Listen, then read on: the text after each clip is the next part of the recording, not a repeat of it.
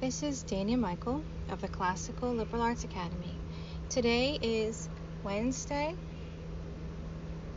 April 19th, 2023, and I am sitting in the car waiting for Anna while she's in ballet class at a lesson, and I was thinking that I would use this time to record a little talk for mothers of a principle that I wanted to share.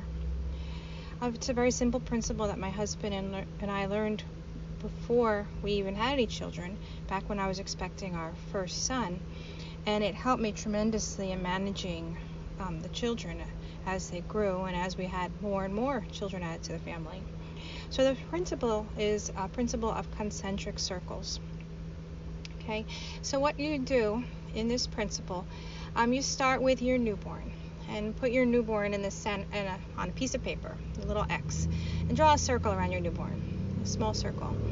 Now in that circle are all the different activities that you can have your newborn participate in. So it would be, for me, it was a bouncy seat.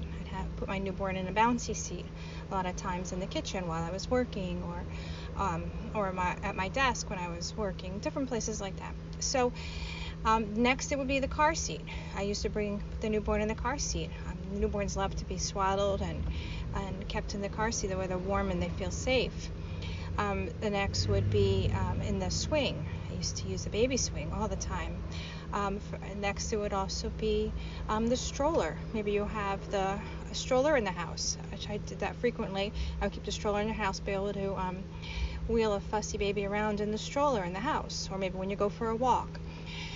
Possibly a pack and play. Pack and play was so useful. I used the pack and play constantly, and the crib. So those would be all the different places that would go in the newborn circle. Okay. Now you wouldn't put the newborn anywhere outside the circle. You wouldn't. Typically, you wouldn't put the newborn on the living room rug and just lay the baby on the rug. You wouldn't put the newborn baby on the front grass. So those are the things that you would do with the newborn. You keep the newborn in that circle. Now, as the baby gets to be older, you're 6-month-old, you would draw another circle, a little larger circle around that, and it would encompass all those first places. But the next one, there's a bunch of other places that a 6-month-old can be. How about like a little bouncer that goes on the door, one of those over the door handled bouncers. A 6-month-old could sit in that. A high chair.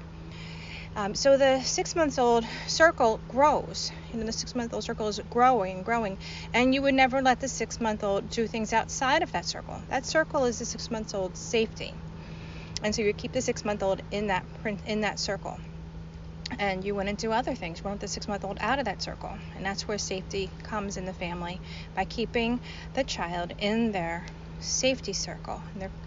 Now that you can draw another circle around that, and that would be the 9-month-old's circle. So maybe the 9-month-old, you have some other things that would be safe for a 9-month-old. The playpen would be more used for a 9-month-old. Maybe the 9-month-old is now sitting up and crawling, and you might allow the 9-month-old to be more time in the playpen. Maybe some time sitting on the floor in their room for a few minutes, playing with some toys with a gate up. And so the circle gets a little bigger. You would not put the 9-month-old outside that circle, ever. You wouldn't go put the 9-month-old, let the 9-month-old ride a bike in the street. That wouldn't be safe. So you keep the 9-month-old in that circle. Now draw a little bigger circle around that, and that would be the 1-year-old circle. So the 1-year-old, you may take your 1-year-old and take the playpen and go put the playpen outside in the backyard while you're sitting there, while you're with the kids, letting the kids go into the sprinkler, and the 1-year-old might be sitting in the playpen outside. So that circle has gotten bigger. The 1-year-old would no longer necessarily be in the car seat, the same car seat anymore. May have a bigger car seat. Definitely wouldn't be in the bouncy seat anymore. Most likely not in the swing anymore. So the 1-year-old circle is bigger, and there's more things. The 1-year-old can have more room time. Put the gate up in front of the bedroom. Make sure the room is child-proof, and they have safe toys in there. Place they can't go up on top of a bunk bed, or it has to be safe for that 1-year-old. So the 1-year-old circle is bigger, and that circle keeps getting bigger and bigger around that child as that child is allowed more responsibilities. So the 2-year-old circle is bigger, and there's other things that the 2-year-old could do. that keeps going. And then as the kids mature and mature, it's going to be bigger and bigger. Soon they'll have their own room. By the time they get to be 17 years old, the circle may be so big that now it includes being able to drive a car. But you won't ever give the child responsibilities outside of their circle. Now, if you can just picture this, and before things happen, while the child's asleep, in the beginning of the day, before things occur, think about their circle. Think about what this child is allowed to do. Now, I've known a lot of mothers who allow their kids time outside of their circle, and this causes the kids to get injured. This causes the kids to have to go to the hospital. This causes a lot of problems. Allowing a 2-year-old just to be free outside. That 2-year-old may climb somewhere they shouldn't be and get hurt. Allowing a toddler, just full roam of the house. Never. You should never do that. That child should always be in their circle, always contained. That's how you keep them safe. That's how you avoid any injuries, going to the hospital, getting in trouble yourself as a parent for being negligent. It's very important that you follow this principle as a mother to keep your children safe. So this is a principle that we've called concentric circles. So I hope that's helpful to you. I hope you can apply that to your daily management of your children. And if you have any questions about it or any specific applications, or you want me to elaborate more on it, we can do that. But I just want to leave it right there. Think about this principle of concentric circles, and don't allow your children time outside of their circle. Don't allow them to do things outside of their circle. Don't allow them to play with activities that are outside of their circle. This will also help you in homeschooling so that your little children don't bother your big children. Your big children have big circles, and they can be doing their schoolwork at the kitchen table. Your 2-year-old should not be at the kitchen table. Your 2-year-old should be strapped into a 5-point harness high chair, or into a stroller, or in their room, or in a playpen and not able to get out. You have to enforce this in order to have order in your home. You have to make sure every child stays in their circle.